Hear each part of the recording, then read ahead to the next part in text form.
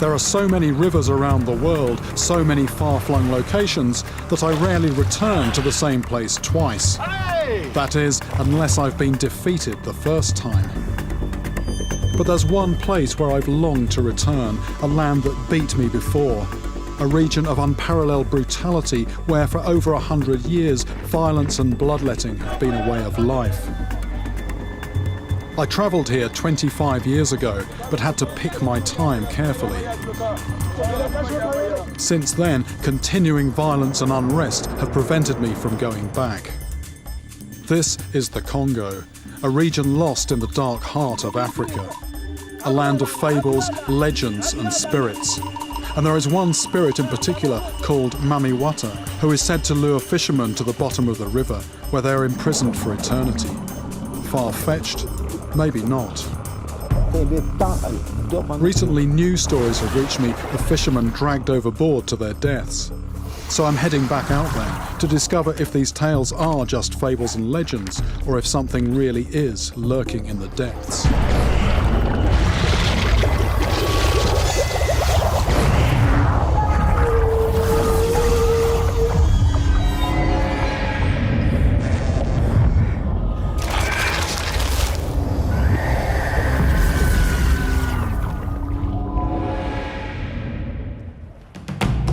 My name is Jeremy Wade.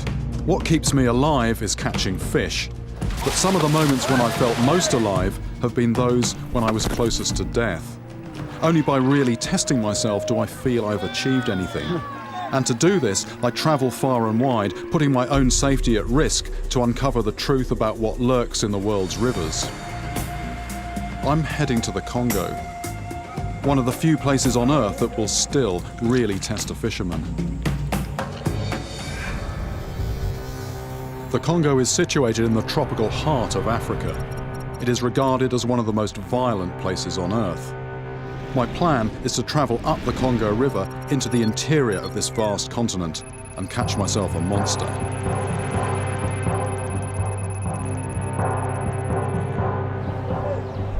This region has enormous mineral wealth, but centuries of colonial exploitation and ethnic conflict have been its ruination. It now ranks among the poorest and most dangerous places on the planet. I first came here to the Congo River with my fishing rods 25 years ago. I was travelling through a country known then as Zaire, and this was a country the size of Western Europe but with almost no infrastructure, a really difficult place to travel. On top of that, the country was under a dictatorship and there was a real climate of fear at the time, and it was not really a place that outsiders ever came to, certainly nobody travelling on their own as I was. And I was here for 2.5 months and I didn't catch a single fish because the country being so vast and the travelling so difficult, it just took me all my time to get to the river and then get out again. But I did talk to people, I spoke to fishermen, and I heard some stories of fish so huge that they are said sometimes to drag the fishermen out of their dugout canoes, drowning them in the water.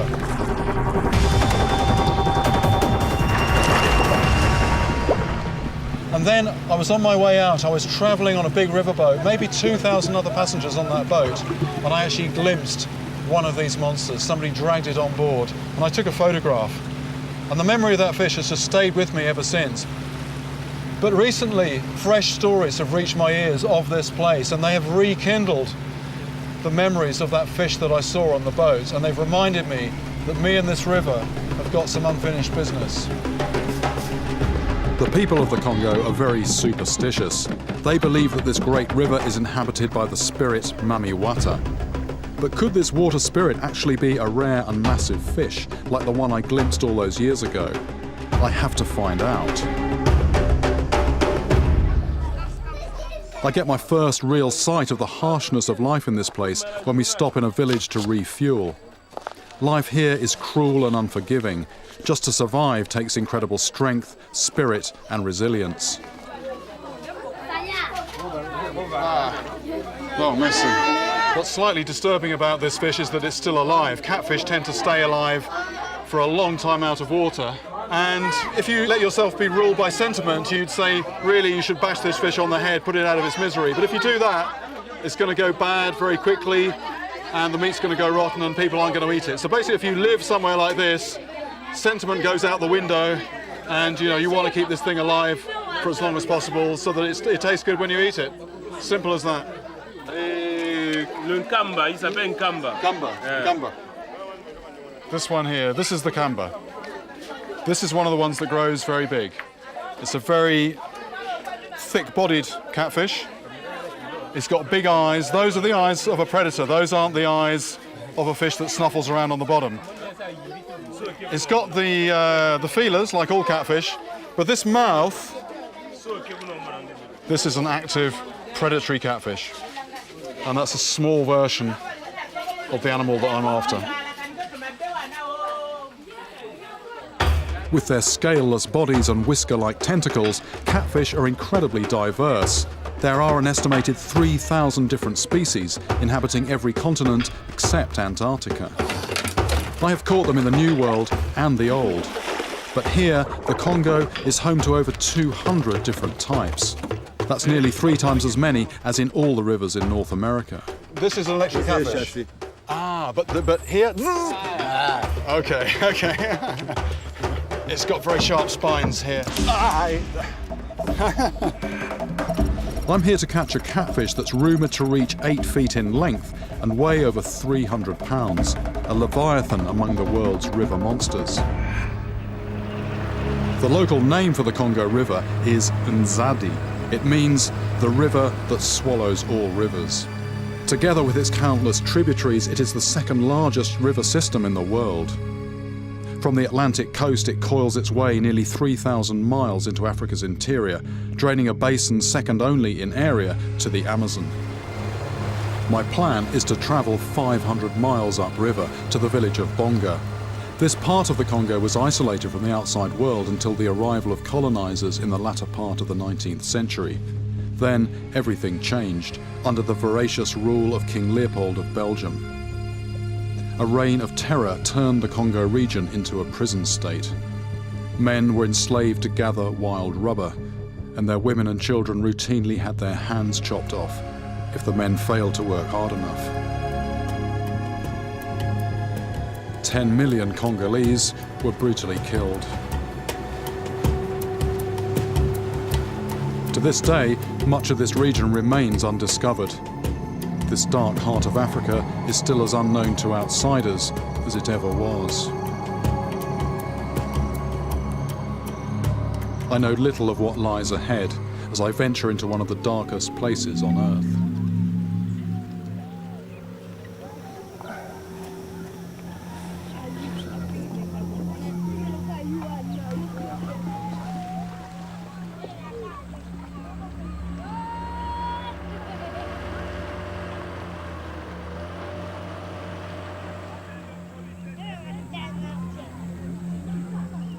The Congo River is the lifeblood of this region.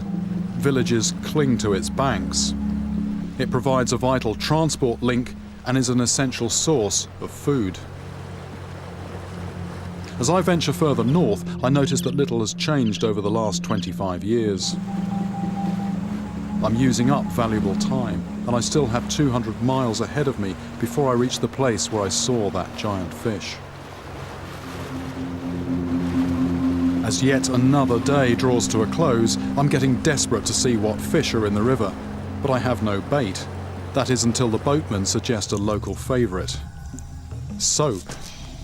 Any old soap will do. It's, not just your traditional sort of animal fat-based soap, but any antiseptic soap, you name it, the fish will go for it. And one good thing about it is it will really give off a good scent trail down the river.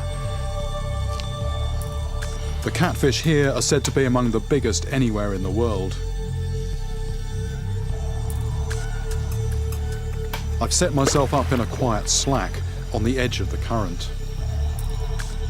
River's a bit like a conveyor belt. If you position yourself in the right place, it will bring food, and this is just the kind of place where everything settles out and where the fish congregate. But as the hours pass, the only thing that's biting are the mosquitoes.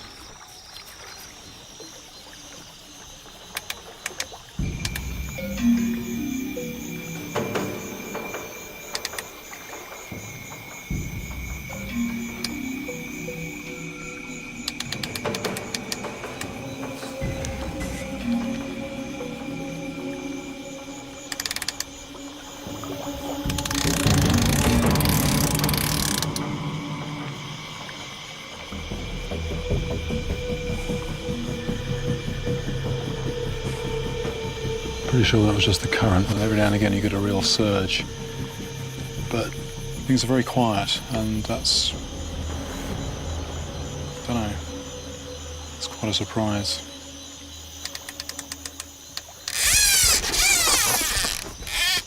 Fish on!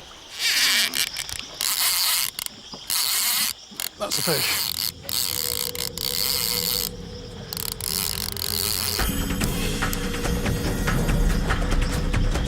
Lay this down. I recognise this as one of the giant catfish species, but this is just a baby. Even so, he gave me quite an impressive runaround, which is a bit scary, because it's said they can grow to over 100 times this size and drag fishermen from their boats.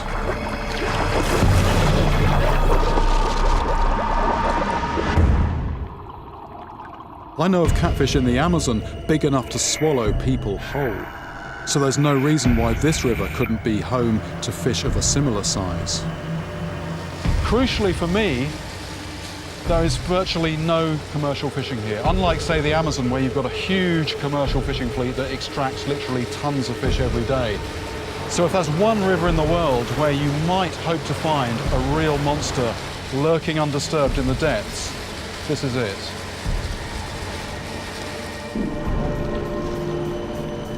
This is the end of the line for this boat, and as we pull into a remote fishing village, I get my first sight of a Congo River monster. Anguille? They call them eels. I'm used to eels that are about like that round and maybe 18 inches, 2 foot long. These things, you know, they're the thickness of your leg and maybe getting on for 5 foot. I'll see if we can maybe get one out and have a proper look at one. They're just such weird looking creatures.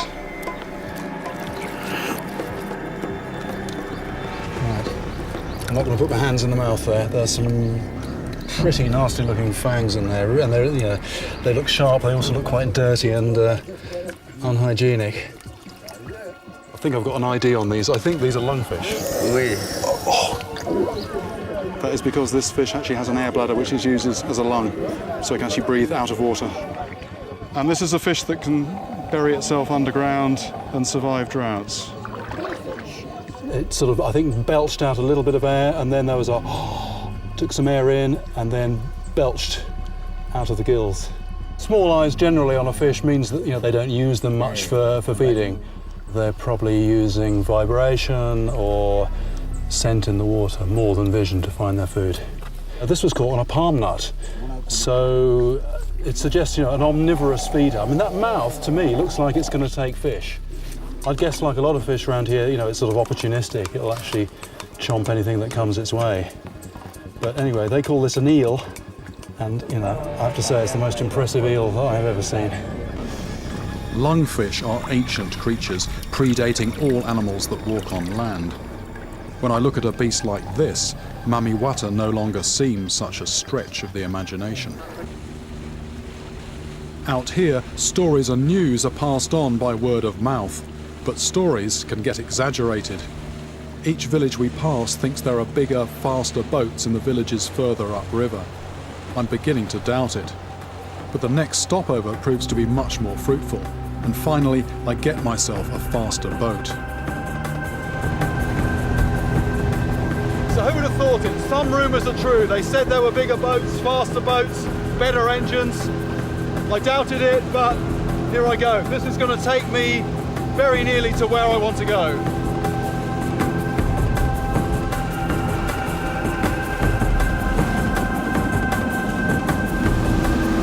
This is becoming more and more like a watery maze than a river. I've no idea where the far bank is, and the chances are it's 5 or 10 miles away now, so even without all these islands I wouldn't see it. And I'm starting to think about the fishing. I'm used to fishing in rivers, and this is more like an inland sea, and the big problem I'm going to encounter is just one of location. Just where am I going to find these fish in all this water?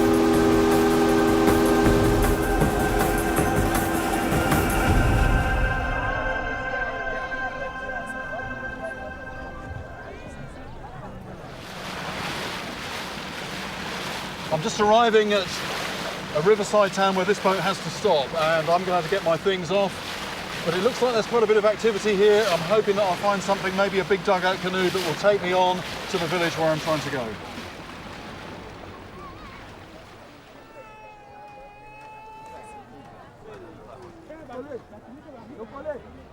This large dugout will take me the final leg of my journey to the village of Bongo.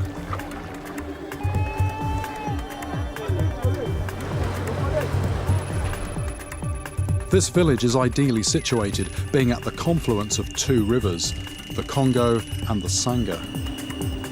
From past experience, I know that this is just the kind of place where big fish gather to feed on small fish. After a journey of nearly 300 miles, I'm back in the region where I saw that massive catfish all those years ago.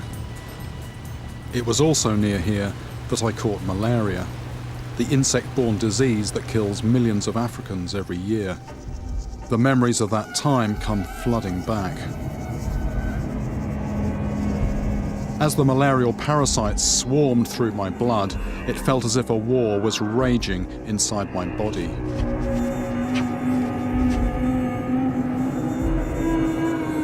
I went through 2 weeks of hell, sweating, hallucinations and fever.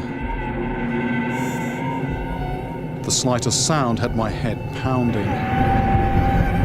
I thought I was going to die.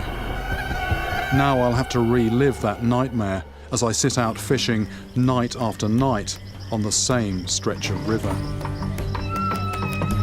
As I arrive at the village of Bongo, the air is warm, thick, heavy, sluggish. This is to be my home for the next few weeks, and it's where my journey really begins. I'm met by the chief, Nguema. Luckily for me, he speaks fluent French, the language left behind by the European colonizers. He explains that he has been chosen from a population of several hundred to lead this community, which survives entirely from fishing these waters. Nguema brings out a covered basin with something moving around in the bottom. On closer inspection, I glimpse snake-like markings. Whether I'll be successful or not, I don't know. Il pique? Non, il n'y a pas de pique. Bon. Voilà. That's a fish and a half, that is. That's a mongoose. And that looks just like a snakehead. But it's in Africa. But it's so similar, the bony head and a very muscular body. And the other thing is they're capable of living in, lots of them all in a very small amount of water. So they're very well adapted to sort of low oxygen conditions. I better put it back, I think. Don't want him out too long. There's just so many variations on the fish theme here, and just a brilliant example of what they call convergent evolution. You get, fish in a completely different part of the world which have the same strategy for survival and actually look very similar. De canon, il y a beaucoup de méthodes aussi. C'est à partir de 1,55 m, 60. This does sound like the place for big catfish. The biggest he's seen was about 9 foot in length, but that was a while ago. Nowadays, maybe 5 or 6 foot. I mean, that's still a very big fish. Nguema has said he will help me in any way he can, starting tomorrow with a trip to meet other fishermen so I can get the lie of the river.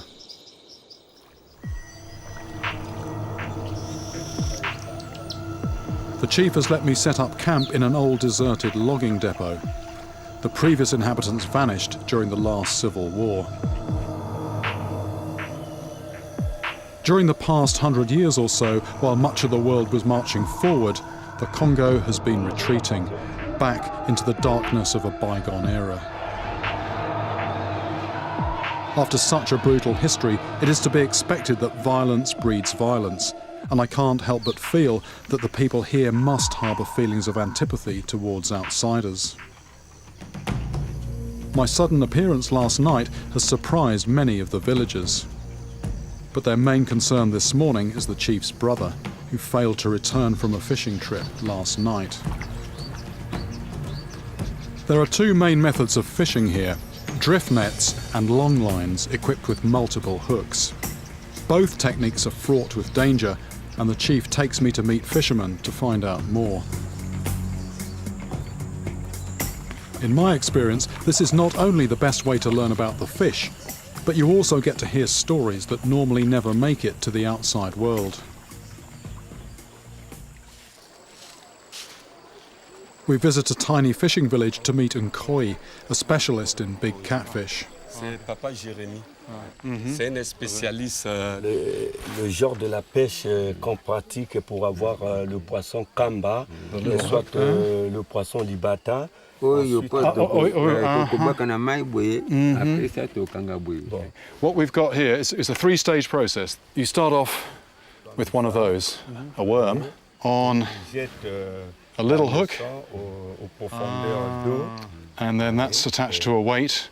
That goes down near the bottom. We've got a bit of an old sandal, bit of a flip-flop here. You throw those in the river, and that gets, hopefully, a little fish called an mbese. It's a fish about that big. And they are the preferred bait. When you've got some of those, you then put that alive.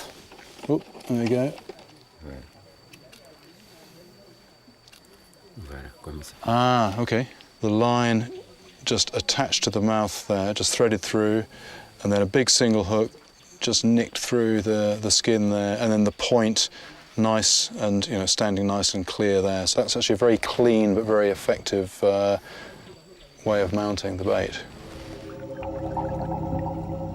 There's another way of fishing which we would call a long line. You've got one main rope, and then at intervals you've got hooks coming off and you've got baits on those hooks.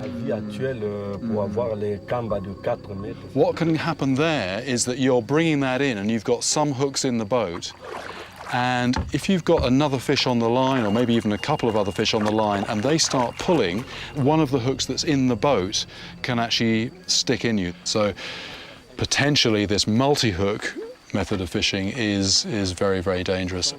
There was one man called Mangunda. He actually had a hook go through his hand. Now, he luckily survived. He cut through the line, you know, forget the fish, cut through the line to avoid getting dragged into the water, and also to avoid, you know, possibly serious injury. And they then had to cut the hook to get it out of him. But for others, the consequences are much more serious. At the next fishing village, I meet Ngomba, who tells me about his friend, who was dragged from his boat to his death. The details of the story appear to be that a fisherman fairly local to here went out one morning as usual to check his lines, and he didn't come back. What happened was that 2 days later, somebody found his body, and he had one of his hooks through his shirt and actually into the flesh of his arm. From the situation of the man's body and the line, they were just able to deduce that he must have been pulling in the line and then just somehow got the hook caught in him.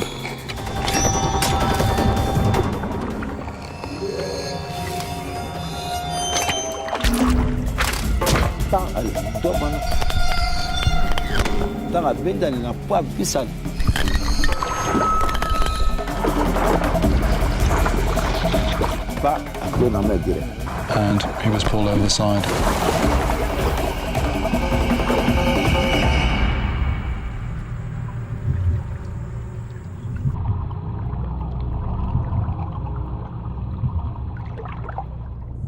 On the same line, on another hook, was a large catfish.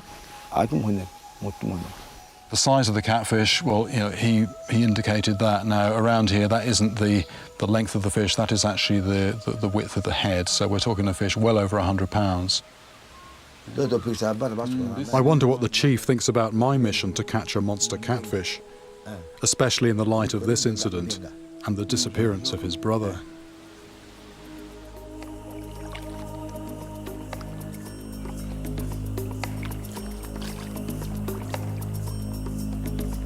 We head back to the village and join the rest of the fishermen, who are heading out to set their hooks for the night ahead.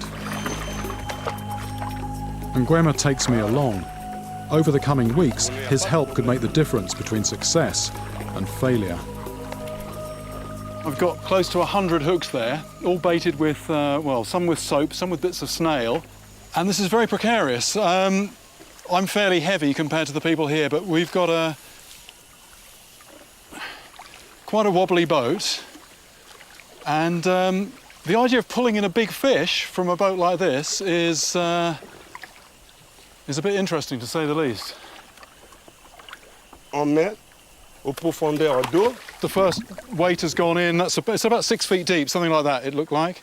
And what we're going to do now is put the line out towards the middle of the river with the hooks at intervals, and then there's a final weight just to hold everything in place.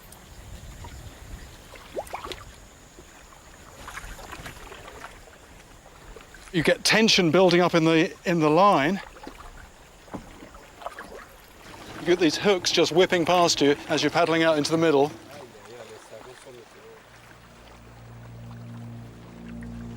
Actually trying this fishing for myself, it really brings home the reality of that story of the fisherman who had the hook stuck in his leg when he was pulling in some fish. The canoe is very unstable, your feet are very close to coils of line, you've got dozens of hooks in the boat, and all it needs is just a slight slip, a slight lapse of concentration, and you're over the side, and the consequences can be fatal, just like that.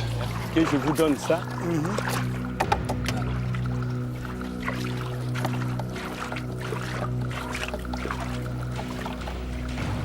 The chief is anxious to head back to the village to see if there is any news about his brother.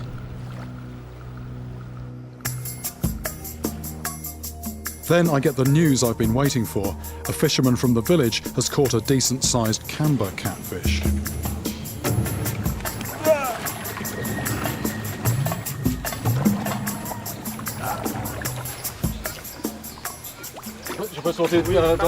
Okay. Oh! Oh, there we go. You can hear the fish actually grunting a little bit. But this is a heavy fish. I don't know. I'm struggling to hold this up. It's probably a good 20 pounds, I think, but it's very, very stocky. I'm just thinking that head is something like a third of the length of the whole body. That's a very big head, very big, very bony. And the mouth is almost, the entire width of the head there. I'm just imagining you've got one of these on the line, and suppose it was to give a sudden surge, pull the line out of your hand, and then maybe one of the loose hooks that's in the boat gets caught in you, you lose your balance, you're over the side. Once you're in the water and this thing is pulling you, actually, it doesn't need to be a big fish to keep you under the water. And when you think about it, you've only got, 30 seconds of air in your lungs, something like that. Its power, its strength, it's not inconceivable that a fish even this size could possibly drag somebody to their death. Est dangereuse? Ouais, c'est vraiment dangereux. Si la poisson est grande, c'est vraiment dangereux pour sortir dans la pirogue. Getting a big fish in a small, unstable canoe, he says, yeah, that is dangerous. He's never actually been pulled out into the water, but he knows other fishermen that has happened to. And I make my way to an area of the river that, according to the locals, holds some of the biggest catfish in this region.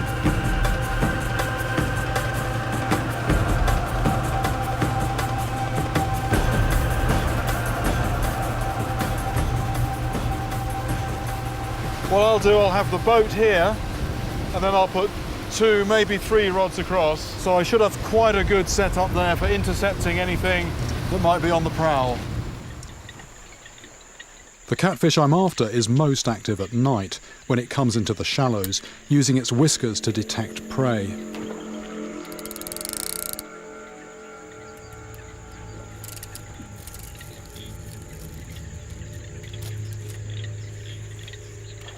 It is one of the Congo's top predators. I'm in position, nicely before dark, which is good, and unlike the local fishermen who go back home, go to sleep, come out in the morning to check their lines, I'm going to sit here on the rods. The mosquitoes will be in soon, so I should be buttoning up my shirt, putting on some repellent, but once I've done that, it's just Sit and wait.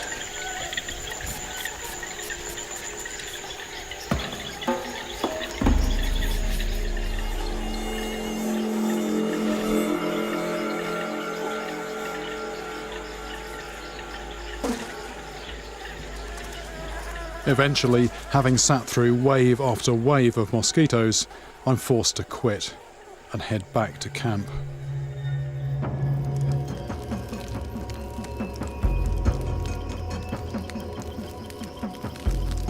The chief's actually just come round asking if he can borrow some fuel. His brother still isn't back from fishing. He's now well overdue, so what's going to happen? Some people are going to go out and have a look, try and find him. If that wasn't actually worrying enough, I've just heard from the house next door that, you know, the way things work here is that there's no such thing as an accident. Everything has a cause, and because this disappearance comes at the same time as my being here, you know, there are people starting to say that I am responsible for this. The atmosphere here has changed. Many of the villagers seem stony-faced. I don't know what's going on, which worries me. Superstition is incredibly powerful here, and I have no idea what might happen to me if any harm comes to the chief's brother.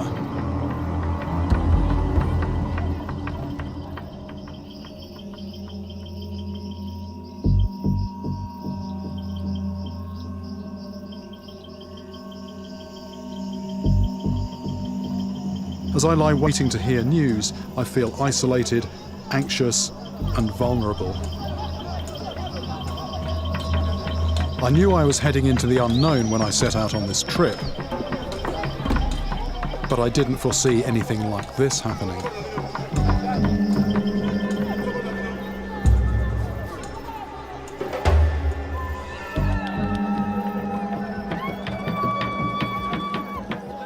I've just actually heard commotion down by the side of the water, and you know, even without hearing the words, I think it's good news. I think they found him, which is just an almighty relief. One thing, it just shows how this kind of thing happening is, you know, it's not that uncommon. But thank goodness this time, you know, it's had a happy ending.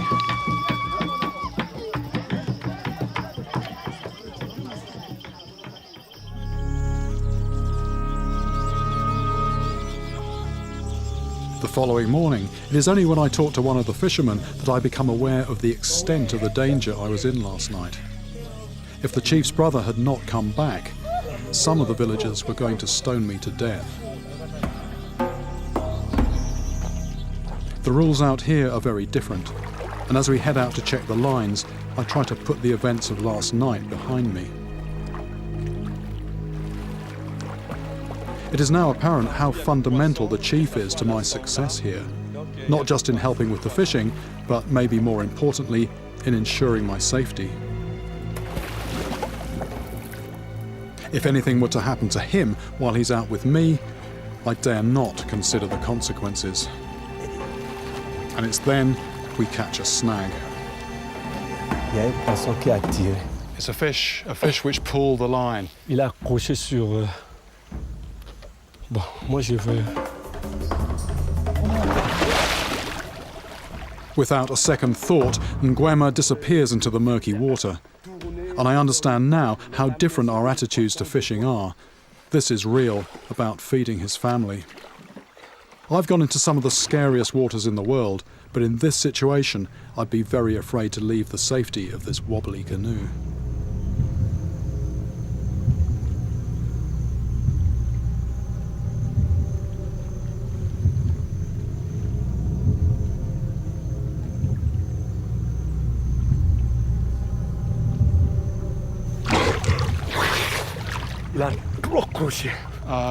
It's very snag down there, very snag. I try to act normal and remain calm, but this is exactly the scenario I was dreading.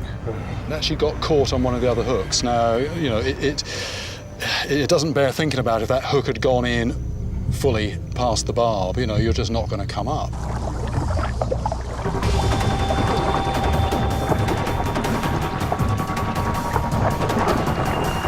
It's becoming clear to me that the real danger might not be the monster fish, but the process of trying to catch them, and the desperation of the fishermen to feed their families. And Mami Wata may not be a supernatural being. Perhaps she's just a cultural invention to soften the reality of a premature, watery grave.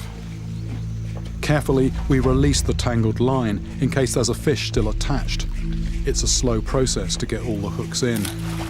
4 hooks up, no fish so far. 5 hooks, no fish, all the bait's gone. 6, 7, another one, no fish. 8, you can see the bits of snail coming up. Still no fish. 9, empty hook. 10. 10 hooks on that line, no fish. We continue on the opposite side of the river, retrieving the other lines, but the end result is the same every time. Nothing to take home after all that work. 66, 67, 68, 69, 70, 71, 72, 73, 74, 75, 76. 76 hooks, there might be 1 or 2 in the boat as well, but 76 hooks have been out there for,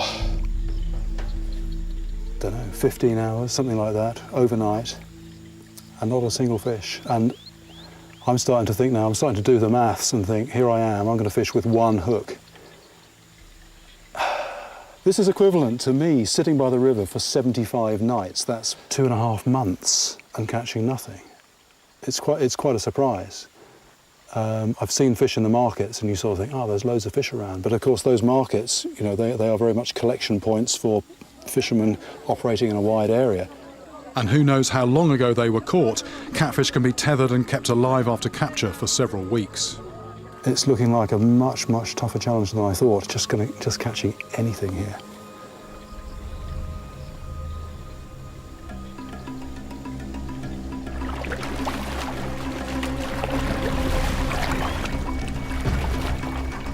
I recruit other fishermen to help and put out more lines in the water.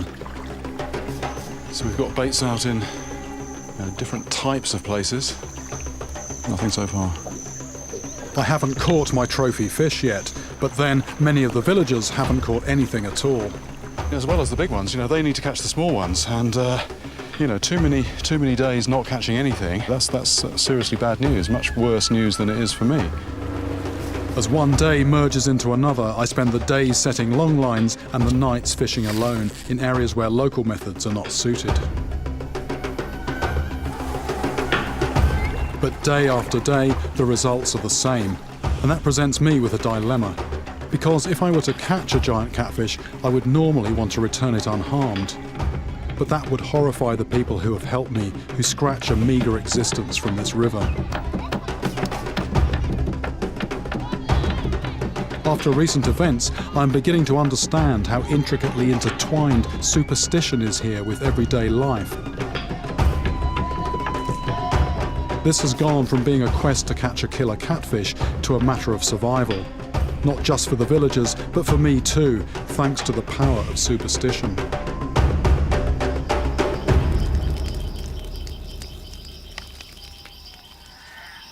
It's been 25 years now. Such a long journey to get back here, but so far for nothing.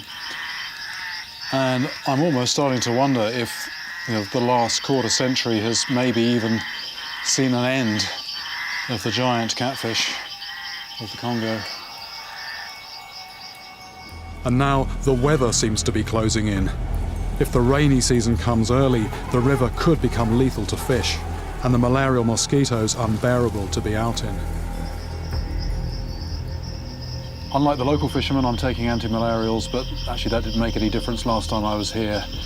I was just bitten so much that the parasites just overwhelmed my defences, and I'm thinking now that possibly just going out every night is actually possibly a little bit reckless.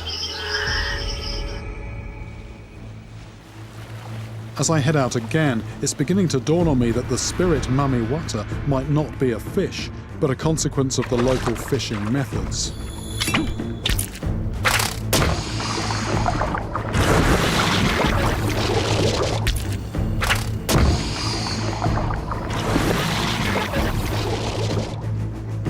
But it is said here that the arrival of the rains brings with it the catfish.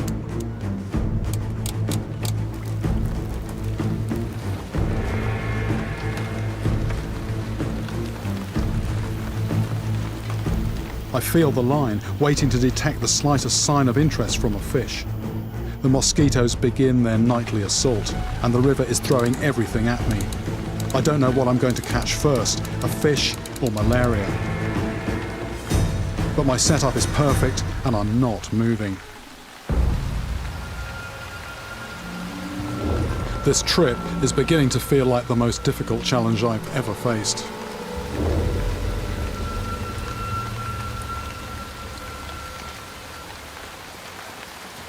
This is another reason for doing things the local way. The weather just so unpredictable. This storm just came from nowhere. And, sitting here like this, it does make you appreciate the sense there is in the way everybody else does their fishing here. You stay out on the lines like this, and either you get soaked to the skin, or you just get destroyed by the mosquitoes.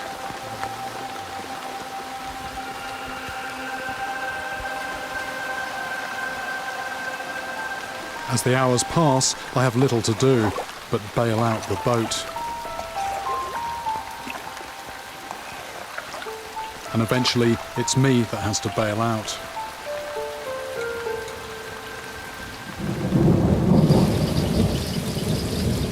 It really does rather seem that everything is just conspiring against me. I had such a good setup there.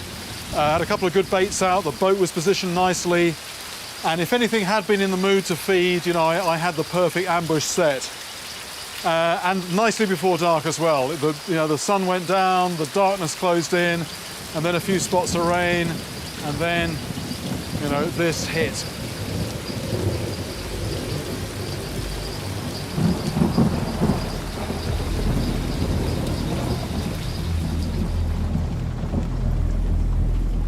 The morning is cloaked in blackness, an overcast sky from the heart of an immense darkness.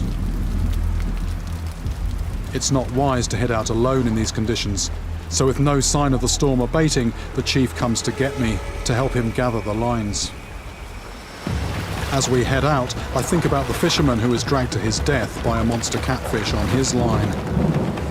Weather like this makes everything more hazardous.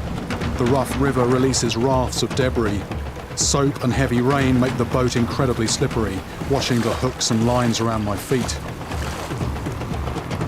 This will put to the test everything I have learned in my short time here. Again, I wonder if the chief is testing me, and again I cannot afford to lose face.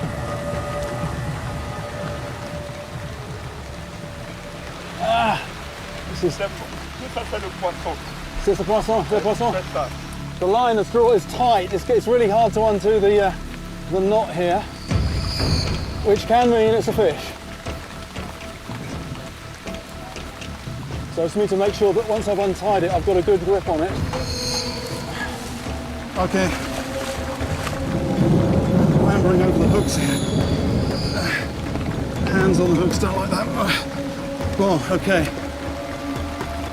I'm getting absolutely soaked, but I don't mind that if that's fish.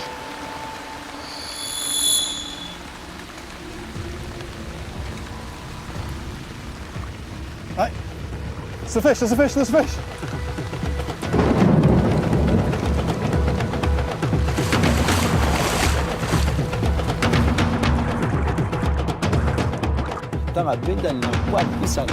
The stories I've heard are racing through my head, and I'm thankful to have the chief controlling the boat. Bring it up slowly. Most fishermen here normally go out alone.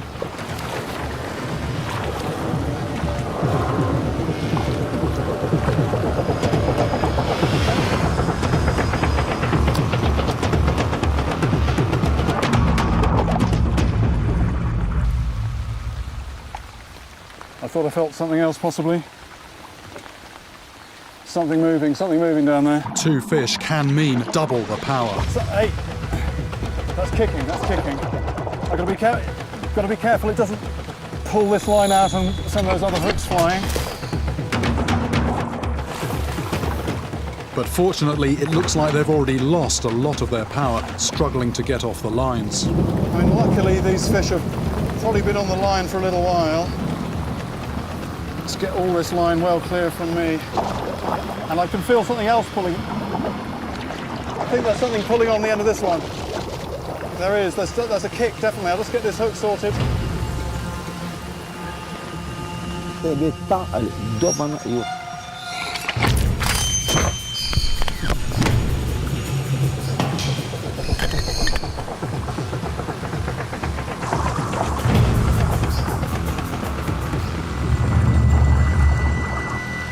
There we go.